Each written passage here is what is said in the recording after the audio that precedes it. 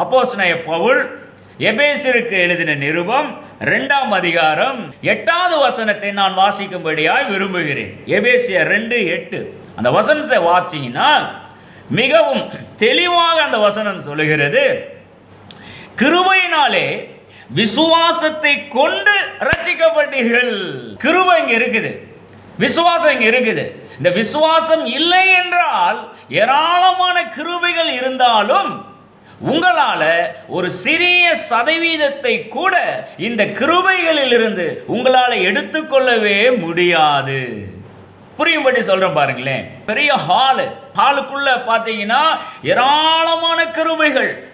என்னென்னலாம் ஆசைப்படுறீங்களோ, இந்த கிருபை எனக்கு இருந்தா நல்லா இருக்குமே, அந்த கிருபை இருந்தா எனக்கு நல்லா இருக்குமே, என் வாழ்க்கை செழிப்பா இருக்குமே, தரித்திரமே இருக்காதே, நோய் நொடியெல்லாம் இல்லாம இந்த உலகத்துல வாழ முடியுமே, இதுக்கெல்லாம் கிருபை வேணுமே அப்படின்னு ஒரு எண்ண ஓட்டங்கள் உங்களுக்குள்ள இருக்குது இல்லையா? இந்த எல்லா கிருபைகளும் அந்த பெரிய ஒரு ஹால்ல கொட்டி கிடந்தாலும் விசுவாசம், ஃபெய்த் அப்படிங்கிற சாவி இல்லை என்றால் அந்த ஹாலை உங்களால திறந்து எடுத்துக்கொள்ளவே முடியாதுங்கோ.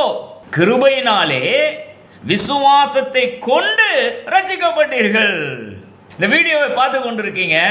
எப்படி நீங்க ரட்சிப்புக்குள்ள வந்தீங்க, எப்படி இந்த இயேசுங்கிற தெய்வத்தை ஏற்றுக்கொண்டு வாழ்ந்து வருகிறீங்க அப்படின்னா, ஏதோ ஒரு காலகட்டத்தில் இந்த இயேசு நல்லவர் வல்லவர் அப்படிலாம் யாரோ சொல்லியிருப்பாங்க.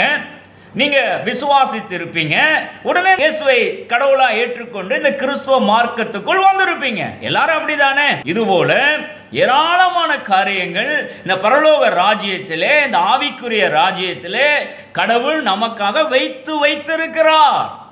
இவைகளை எல்லாம் நீங்க சுதந்திரித்துக் கொள்ள வேண்டும் என்றால் உங்க கையில் இருக்க வேண்டிய முக்கியமான ஒன்று ஒரு திறவுகோல், விசுவாசம் என்ற திறவுகோல். இந்த விசுவாசம் என்ற ஒரு திறவுகோல் இல்லைன்னா ஒன்னத்தையும் நம்மளால சுதந்திரித்துக் கொள்ளவே முடியாதுங்க. பெரும்பாலான கிறிஸ்தவர்களுடைய வாழ்க்கையில கிருபை கிருபை கிருபைன்னு சொல்றாங்க.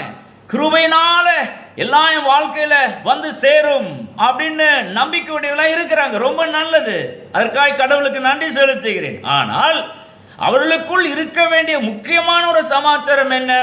ஃபெய்த், விசுவாசம். இந்த விசுவாசம் இல்லைன்னா இவ்வளோ கிருபைகள் கொட்டி வைக்கப்பட்டிருந்தாலும் ஒரு சிறிய சதவீதத்தை கூட அதிலிருந்து நம்மளால உரிமை பாராட்டி எடுத்து கொள்ளவே முடியாது. இந்த விதத்துல தான் கிருபையும் விசுவாசமும் ஒன்றோடு ஒன்று தொடர்பு உடையதாக இருக்கிறது.